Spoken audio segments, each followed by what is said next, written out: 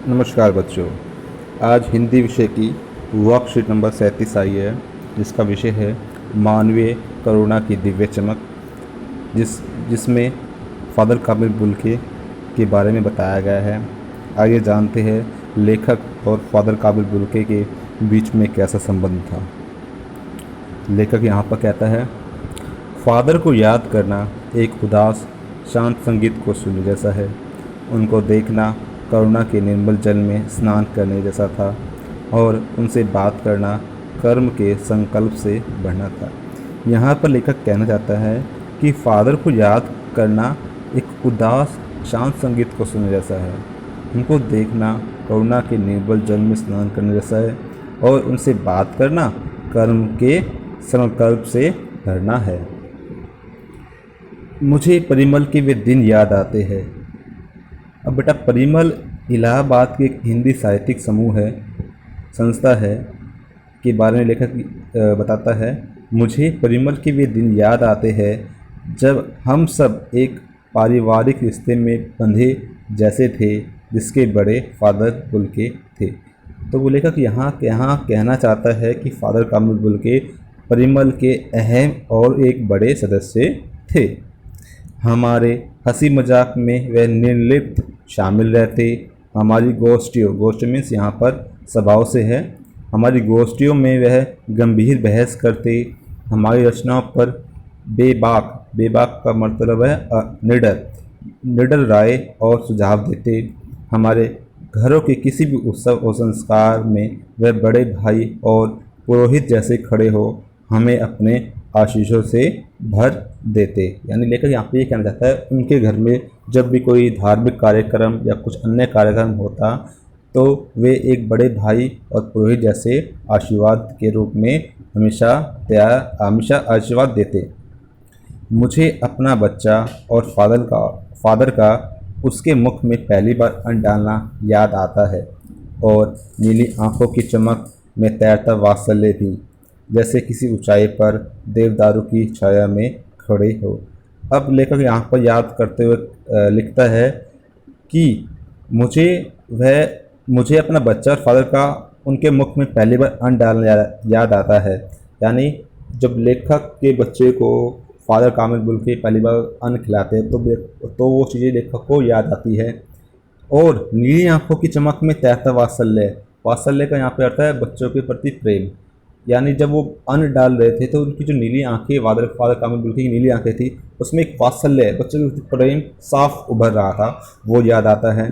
जैसे किसी ऊंचाई पर देवदारू का मतलब यहाँ पर देवदार के वृक्ष से है कि छाया में खड़े हो। यानी जैसे देवदार का वृक्ष होता है वो छाया देता है, उसी तरह से फादर काबिल बुल्के उनके लिए देवदार के वृक्ष के समान थे।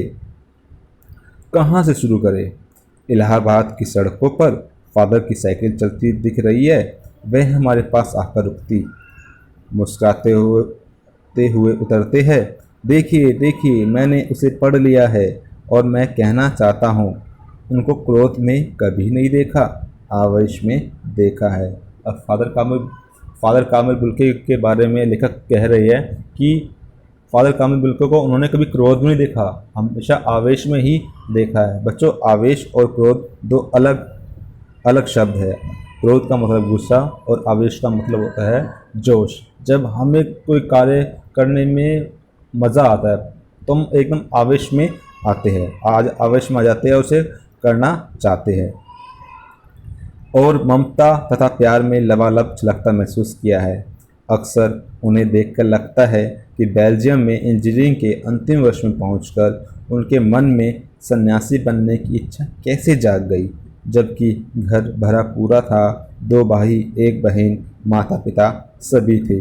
अब उनको देखकर लेखक को आश्चर्य होता है कि ये व्यक्ति जो सन्यासी बन गया है, ये सन्यासी कैसे बन गया।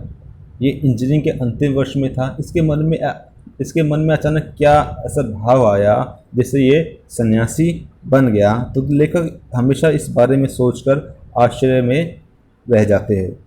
आइए अब इसके प्रश्न उत्तर देखते हैं।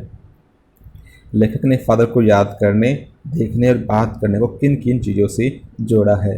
तो इसमें ऊपर लिखा हुआ बेटा, इसमें फादर को याद करना एक उदास शांत संगीत को सुनने, देखने, करुणा के निर्मल जल में स्नान करने और बात करना, कर्म के संकल्प से भरना आदि चीज़ों से लेखक ने इसे जोड़ा है।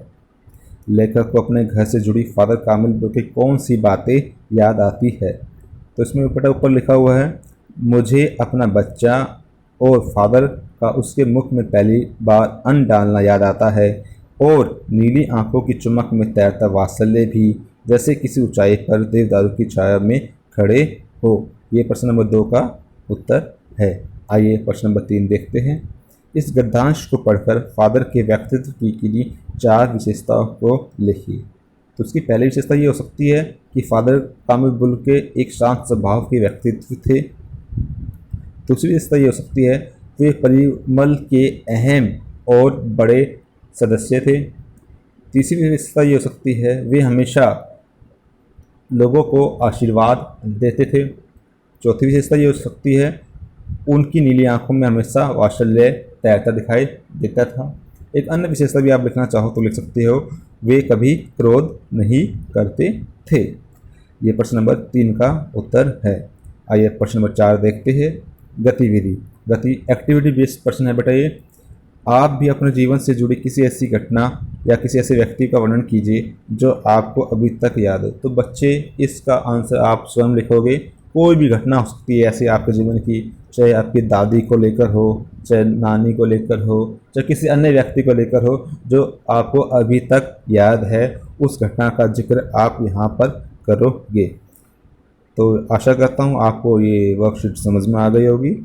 धन्यवाद।